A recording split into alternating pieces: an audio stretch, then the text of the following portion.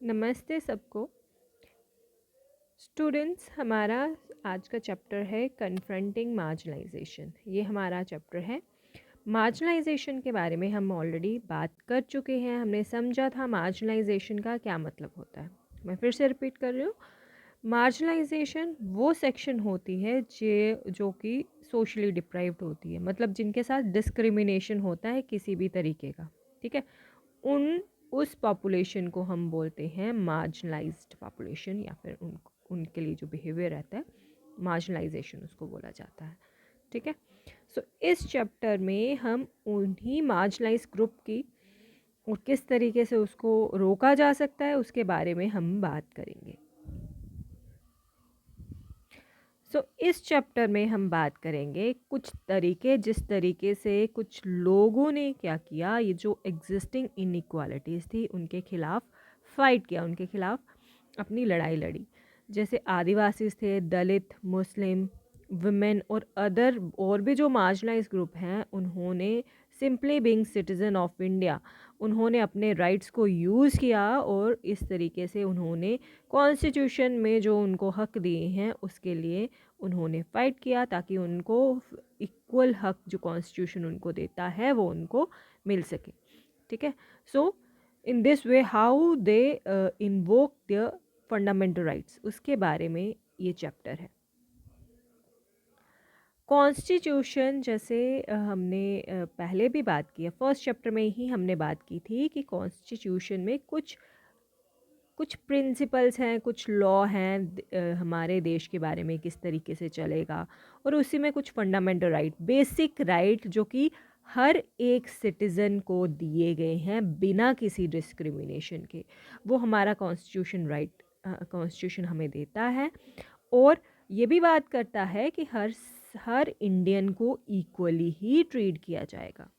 But जहाँ marginalise की बात करते हैं, उनको दो तरीके से राइट दिए गए हैं। एक तो उनको फंडामेंटल राइट्स जो हैं वो बेसिक राइट वो दिए हैं, और उसके साथ साथ ये भी रिकग्नाइज़ किया गया है कि उनके साथ सदियों से इनजस्टिस होता रहा है पास्ट में, और डेमोक्रेसी के बाद भी, जब हमने डेमोक्रेसी अपनाई तो भी उसके बाद भी वो इनजस्टिस सोशली जो है वो रहा।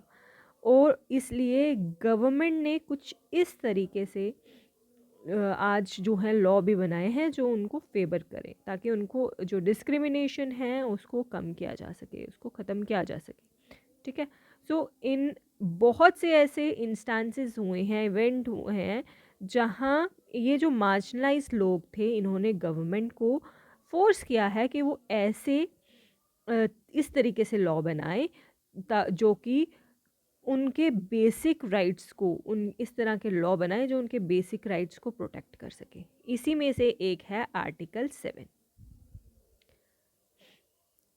It's not 7, it's article 17। Article 17 constitution का बात करता है कि अनटचेबिलिटी जो है वो देश में ख़त्म की गई है। We are not at all untouchable things are recognized. ठीक है, अगर अनटचेबिलिटी कोई करता है तो ये पनिशेबल एक्ट है, उसको पनिश किया जा सकता है जो आज भी अनटचेबिलिटी प्रैक्टिस करे। ठीक है, इसके साथ दलित को अगर पढ़ने से रोका जाए, या उनको टेम्पल्स में जाने से रोका जाए, या पब्लिक फैसिलिटीज़ यूज़ करने से रोका जाए, तो ये सारी चीज़ें जो हैं रॉन्ग प्रैक्टिसेस हैं, और इसको गवर्नमेंट कभी भी एक्सेप्ट नहीं करेगी, और इसके लिए ये पनिशमेंट जो है वो बताई गई है। इसके अलावा आर्टिकल 17 के अलावा और भी कुछ सेक्शंस हैं कॉन्स्टिट्यूशन में, जैसे कि आर्टिकल 15। ठीक है, ये बताता है कि किसी भी सिटीज़न के साथ no citizen of India shall be discriminated against on the basis of religion, race, caste, sex और प्लेस ऑफ बर्थ। इन बेसिस पे किसी भी तरह का डिस्क्रिमिनेशन जो है वो नहीं किया जा सकता। इसी तरीके से हमारा जो कॉन्स्टिट्यूशन है वो हमें प्रोवाइड करता है फंडामेंटल राइट्स। ठीक है, सो फंडामेंटल राइट्स जो है वो हमारे जो भी मार्जिनलाइज्ड ग्रुप हैं उनके हकों को प्रोटेक्ट करता है। और इसी तरीके से कई ऐसे रूल्स बनाए गए हैं जैसे कि रिलीजन एंड कल्चरल और एजुकेशन राइट्स, इस तरह का राइट, फंडामेंटल राइट हमें दिया गया है। देन डिस्टिंक्ट बहुत से इस तरीके से रिजर्वेशन पॉलिसीज़ भी रखी गई हैं ताकि जो माइनॉरिटी ग्रुप्स हैं, मुस्लिम्स हैं, पारसीस हैं, क्रिश्चियंस हैं, जो छोटे जो रिलीजियस ग्रुप्स हैं या मार्जिनलाइज जो कास्ट हैं, उनके कल्चर को प्रिजर्व किया जा सके, इसके लिए, ताकि मेजॉरिटी जो है उनके कल्चर को डोमिनेट ना करे, उनका कल्चर प्रिजर्व किया जा सके। इसलिए कॉन्स्टिट्यूशन ने बहुत से राइट्स जो हैं इन ग्रुप्स के लिए बनाए हैं, इस तरीके से लॉ जो हैं वो बनाए गए हैं। एंड इंडियन जो गवर्नमेंट है वो सिर्फ लॉ नहीं बनाती, वो सोशल जस्टिस प्रमोट करने के लिए बहुत सी और चीज़ें भी करती है। क्या करती है? फॉर एग्ज़ाम्पल जो गवर्नमेंट है वो उन्होंने ऐसे लॉ इम्प्लीमेंट किए हैं कि जैसे हॉस्टल में दलित्स को और जो ट्राइबल ग्रुप हैं, आदिवासी हैं, उनको हॉस्टल प्रोवाइड किया जा सके, उनको फ्री ऑफ कॉस्ट या बहुत कम प्राइस पे हॉस्टल मिल सके, ताकि जहाँ पे वो रहते हैं ट्राइबल्स, वहाँ पे उनको लोकल एरिया में तो एजुकेशन प्रॉपर नहीं मिल पाएगी, बट अगर वो दूसरे एरियाज में अपनी एजुकेशन कंप्लीट करना चाहते हैं तो उनको वो फैसिलिटीज़ ईज़िली मिल पाएँ। उसके अलावा इस तरह की फैसिलिटीज़ प्रोवाइड करने के अलावा गवर्नमेंट ने ऐसी पॉलिसीज़ बनाई हैं, फॉर एग्ज़ाम्पल रिज़र्वेशन पॉलिसी बनाई गई है ताकि जो ऐसे ग्रुप्स हैं जिनको सोशली आगे नहीं बढ़ने दिया जाता, दलित्स हैं, उनके लिए ये राइट्स बनाए गए हैं ताकि वो भी इकोनॉमिकली जो पहले काफ़ी वीक रहे हैं वो इकोनॉमिकली साउंड हो सके, अच्छे हो सके और अपनी लाइफ जो है वो डिग्निटी के साथ जी सके। Now how does this reservation policy work? Government ने पूरे इंडिया में एक लिस्ट तैयार की है, वो लिस्ट है शेड्यूल कास्ट की, जिनको दलित भी बोला जाता है। देन लिस्ट है शेड्यूल ट्राइब्स की, backward and most backward castes की, इनकी बनाई गई है। सो स्टूडेंट अगर एजुकेशन इंस्टीट्यूशन में पढ़ना चाहते हैं तो इन कास्ट के लोगों को, जो शेड्यूल कास्ट में आते हैं, शेड्यूल ट्राइब में आते हैं, बैकवर्ड सेक्शंस में आते हैं, उनको जो है वो कास्ट सर्टिफिकेट्स, ट्राइब सर्टिफिकेट्स दिए जाते हैं और उस तरीके से उनको इन एजुकेशन इंस्टीट्यूशन में एडमिशन लेना आसान हो जाता है। इनके लिए कुछ सीट्स जो हैं वो रिज़र्व रखी जाती हैं। गवर्नमेंट बहुत बारी ये जो ग्रुप्स हैं इनको स्कॉलरशिप्स भी प्रोवाइड करती हैं ताकि अपनी एजुकेशन जो है वो आसानी से थोड़ा आसान तरीके से वो कंप्लीट कर पाएँ। इन एडिशन टू पॉलिसीज़, इन पॉलिसीज़ के अलावा कुछ ऐसे लॉज जो हैं वो बनाए गए हैं जो कि डिस्क्रिमिनेशन को, एक्सप्लॉइटेशन को रोकें। सो ये जो डिस्क्रिमिनेशन है इसको समझने के लिए आपकी बुक पे ये जो स्टोरी बताई गई है, जकमलगुर जो है एक जगह है, एक प्लेस का नाम है, जहाँ पे क्या हुआ, एक फेस्टिवल सेलिब्रेट होता था जिसमें जो दलित कम्युनिटी के लोग हैं उनको क्या करना होता था, जो हाई कास्ट लोग हैं उनको प्रीस्ट को नहलाना होता था और फिर वही पानी अपने नहाने के लिए यूज़ करना होता था। ठीक है, तो रत्नाम जो है उसकी फैमिली ये रिचुअल जो है हमेशा परफॉर्म करती थी। उनके फादर, उनकी फैमिली के लोग जो हैं हमेशा ये परफॉर्म करते थे। लेकिन अब रत्नाम की टर्न थी, तो रत्नाम जो है 20 साल का था अभी और इंजीनियरिंग कॉलेज में पढ़ रहा था। उसने इस तरह का किसी भी रिचुअल परफॉर्म करने से मना कर दिया। उसने बोला उसको इस प्रैक्टिस पे कोई यकीन नहीं है और वो इस तरह का कोई भी रिचुअल नहीं करेगा, और ये रिचुअल करने के लिए फोर्स किया जा रहा है दलित को क्योंकि वो दलित हैं सिर्फ इसलिए। रतनाम जब ने मना किया तो जो पावरफुल कास्ट थी गांव की उस कम्युनिटी के लोग नाराज़ हो गए। रतनाम की खुद की कम्युनिटी के लोगों को लगा कि अगर रतनाम बात नहीं मानेगा तो बहुत से लोग जो हैं उसकी रतनाम की कम्युनिटी के कास्ट के वो जो हैं उनको जो काम करने नहीं मिलेगा। हाई कास्ट के लोग पावरफुल लोग उनको काम करने नहीं बुलाएंगे। तो उन्होंने ये रतनाम को सपोर्ट करने से मना किया, लेकिन रतनाम जो है अपनी बात पे अड़ा रहा। वन नाइट एक दिन क्या हुआ, हाँ, रतनाम के ही कम्युनिटी के लोगों को पावरफुल कास्ट के लोगों ने कहा कि वो रतनाम या उसकी फैमिली से बिल्कुल भी किसी भी तरीके का हेल्प ना करें और ना ही उनसे बात करें।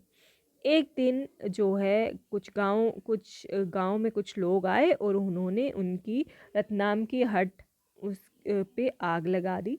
रतनाम अपनी मदर के साथ किसी तरीके से जान बचाने में कामयाब रहा, लेकिन उसने उसके बाद लोकल पुलिस स्टेशन में ये जो भी हो रहा था उसके लिए उसने अपना केस दर्ज कराया। यहाँ पे इस टाइम पे भी जो दलित फैमिली थी, रतनाम के ग्रुप कम्युनिटी की फैमिली थी, वो सामने नहीं I for the same reason कि उनको जो है वो काम करने जो है गांव में नहीं मिलेगा। ऑल्सो गांव के पावरफुल लोगों ने ये भी कहा कि अगर रतनाम जो है ऐसा रिचुअल करने से मना करता है तो मंदिर में जो देवता हैं वो नाराज़ हो जाएंगे उनसे और उनका उसका नुकसान जो है रतनाम की फैमिली को झेलना पड़ेगा। पर रतनाम ने कहा कि ऐसा कैसे हो सकता है, वो किसी को भी उस मंदिर में दलित कास्ट के लोगों को, दलितों को उस मंदिर में जाना अलाउड ही नहीं है, वो कभी उस मंदिर गए ही नहीं। तो उसका फेट जो है वो उस पर कैसे पड़ सकता है, उसका नुकसान उसको कैसे हो सकता है। इसके बाद भी जो हाई कास्ट लोग थे उसके गांव के वो नहीं माने और रतनाम को जो इस तरह की डिस्क्रिमिनेशन झेलना पड़ा, उसकी अपने ही कम्युनिटी के लोग जो हैं उसकी सपोर्ट में सामने नहीं आए। एट लास्ट रतनाम को लॉ का सपोर्ट मिला। उसने जब कंप्लेंट फाइट की, ऑल्दो इसके बाद भी रतलाम को अपना गांव छोड़ के जाना पड़ा। लेकिन ये जो एक्ट है scheduled caste and scheduled tribe prevention of atrocity act 1989 के तहत उसको जो है लॉ की सपोर्ट मिली। ये जो 1989 में एक्ट मिला था, बेसिकली ये डिमांड्स आई थी दलित्स के द्वारा ही कि अनटचेबिलिटी आज भी प्रैक्टिस की जा रही है बहुत सीरियस तरीके से, और इसको ख़त्म करने के लिए गवर्नमेंट कोई लॉ बनाए। उसी के रिस्पॉन्स में ये जो लॉ है वो बनाया गया था। साउथ इंडिया में बहुत से दलित ग्रुप जो हैं वो सामने आए थे और उन्होंने ये कहा, उन्होंने जो कास्ट की जो शेड्यूल कास्ट दलित ग्रुप की जो कास्ट ड्यूटीज़ थी उसको मानने से मना किया था, और उनको जो ह्यूमिलेशन मिलती थी उसको ख़त्म करने के लिए उन्होंने गवर्नमेंट से कहा था कि वो इस तरह का कुछ लॉ बनाए। और ये लॉ जो है फिर 1989 में बन के इम्प्लीमेंट हुआ। लाइकवाइज 70s और 80s में आदिवासी जो हैं उन्होंने भी डिमांड की थी इक्वल राइट की और इक्वल लैंड रिसोर्सेज की। जो वो यूज़ करते थे जंगल की ज़मीन, वो उनको रिटर्न की जाए। उनको भी बहुत गुस्सा झेलना पड़ा था जो पावरफुल सोशल ग्रुप के लोग थे। इसलिए ये जो एक्ट है उसमें बहुत सारी लॉन्ग बड़ी लिस्ट है जिसमें क्राइम्स कौन कौन सी हैं वो इंक्लूडेड हैं, उसमें बताई गई हैं किस किस तरह की इसमें क्राइम्स इंक्लूडेड है। फॉर एग्जांपल किसी को भी ये फोर्स करना कि शेड्यूल कास्ट के लोगों को फोर्स करना कि उनको कुछ अजीब सी इननीडेबल जो खाई नहीं जा सकती, जहाँ जो अपनी सेहत के लिए ठीक नहीं नहीं खानी चाहिए, ऐसे सब्सटेंस खाने के लिए मजबूर करना, ये क्राइम में इंक्लूडेड है। उनसे फोर्सफुली कपड़े उतरवाना, रिमूव कराना क्लोथ्स, ये भी क्राइम माना गया है। सो या फिर उनके फेस पे कुछ मल देना, कुछ इसी तरह से बहुत सी चीज़ें जो ह्यूमन डिग्निटी को हर्ट करती हों, ऐसी चीज़ें जो है इस लॉ के अंडर क्राइम माना गया है और इसके लिए पनिशमेंट भी बताई गई है। इसके अलावा दलित्स और आदिवासीज़ की वो रिसोर्सेज ज़बरदस्ती यूज़ करना, जो उनकी ओनली रिसोर्सेज हैं, जो उनके सोर्स का इनकम है, या उनसे स्लेव लेबर करवाना, ये भी क्रिमिनल एक्ट माना गया है। देन उनकी जो ज़मीन उनको दी गई है उसको ज़बरदस्ती अपने अंडर लेना, इस तरह की सारी चीज़ें जो हैं वो क्राइम मानी गई हैं इस एक्ट के अकॉर्डिंग। इसी तरीके का एक काम जो है एक दलित कम्युनिटी ग्रुप से करवाया जाता था, जिसको बोला जाता है मैनुअल स्कीवेजिंग। ठीक है, मैनुअल स्कीवेजिंग क्या होता है, जिसमें इंसानों का मल या जानवरों का मल जो है वो शेड्यूल कास्ट के लोगों को उठाना पड़ता था। Here you can see this pic, she is doing manual scavenging. ठीक है, आपको यहाँ पे मल दिख रहा होगा। तो ये इनको इस तरह के काम जो है वो करने पड़ते थे शेड्यूल कास्ट को, या के कुछ ऐसी कम्युनिटीज़ को इस तरीके से काम करवाए जाते थे। तो इस तरीके के लिए इसके लिए भी लोगों ने आवाज़ उठाई, इस तरह से काम को रोकने के लिए 1993 में। फिर उसके बाद ये लॉ पास किया गवर्नमेंट ने, जिसमें एम्प्लॉयमेंट ऑफ मैनुअल स्कीवेजर्स, जो ये वर्कर्स हैं, इनसे इस तरह का काम करवाना ड्राई लैंट्रिन्स में। पहले जो आज की लैंट्रिन्स हैं वैसी नहीं होती, आज के जैसे टॉयलेट है वैसे नहीं होते थे, ड्राई लैंट्रिन होते थे। मतलब मल के बाद वो मल वहीं पे रहता था, वो खुद उठाना पड़ता था, और उसके लिए दलित के कुछ कम्युनिटीज़ को उनसे ये काम करवाया जाता था। तो इसके लिए 1993 में ऐसा एक्ट बनाया गया कि इसको ख़त्म किया जा सके, या इसको अगर ऐसा कोई काम कोई लगाता है इस तरीके से, तो ये भी एक पनिशेबल एक्ट होगा। 2003 में सफाई कर्मचारी आंदोलन शुरू हुआ, जिसमें और भी 13 ग्रुप जो है ऑर्गेनाइजेशन इसमें जुड़ी, और उसमें 7 ऐसे स्कीवेजर्स जो हैं वो आए सामने। उन्होंने PIL पब्लिक इंटरेस्ट लिटिगेशन जो है सुप्रीम कोर्ट में दी। उसमें ये बताया गया कि मैनुअल स्कीवेजिंग अभी भी प्रैक्टिस हो रही है, और यहाँ पे कॉन्टिन्यूड इन गवर्नमेंट अंडरटेकिंग, वहाँ पे जहाँ गवर्नमेंट की अंडरटेकिंग है वहाँ पे भी हो रही है, जैसे कि रेलवेज़ में। सो पटिशनर्स ने ये फंडामेंटल राइट के तहत एनफोर्स कराया कि इस तरह की प्रैक्टिसेस जो हैं वो ख़त्म की जाएं। कोर्ट ने ये ऑब्ज़र्व किया कि मैनुअल स्कीवेजिंग 1993 के बाद बड़ी हैं, और ये डिपार्टमेंट से कहा, गवर्नमेंट से कहा कि फैक्ट्स को जल्दी से जल्दी वेरीफाई करे, और इस तरह से के एक्ट को ख़त्म करवाया जाए with a time bound programme. और ये जो वर्कर्स हैं जो इस तरह से काम करते हैं, मजबूर हैं इस तरह का काम करने के लिए, उनको इस काम से फ्री कराया जाए और उनको रिहैबिलिटेशन भी प्रोवाइड की जाए।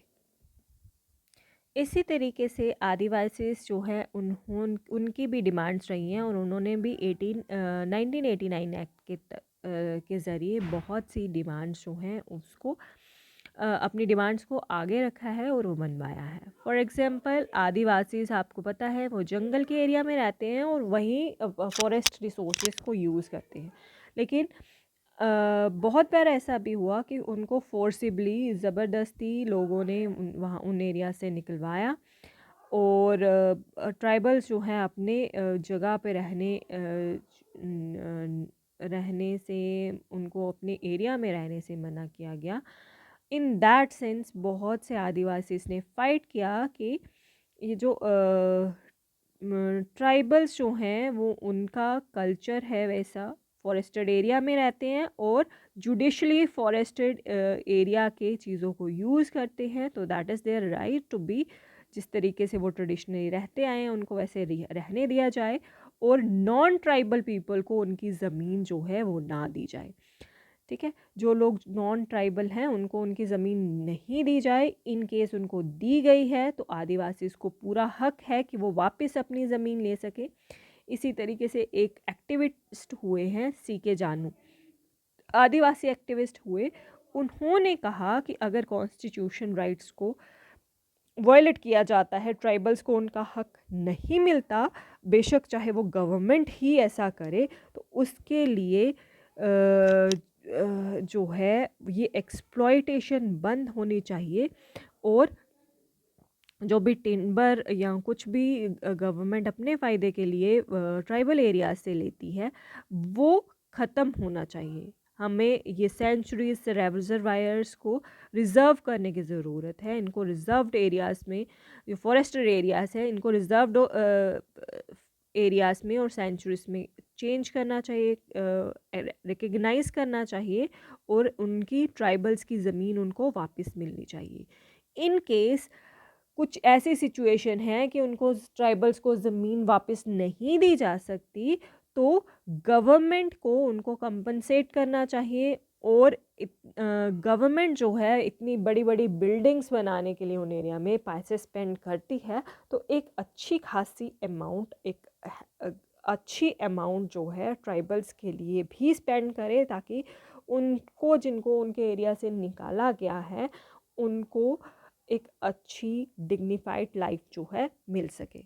सो at last we can conclude कि जो एग्जिस्टिंग लॉ है वो ऑन पेपर जैसा भी है, ठीक है, उससे उतना ज़्यादा फ़र्क नहीं पड़ता, बट एक्चुअल में वी शुड, लोगों को आगे आना पड़ेगा ताकि उनको जस्टिस मिल पाए और उनको उनका हक जो है वो मिल पाए, वो लोग इक्वालिटी से, डिग्निटी से रह सके। इसके लिए हमें हमारी गवर्नमेंट और इस देश के सारे नागरिक को इस बात का ध्यान रखना पड़ेगा।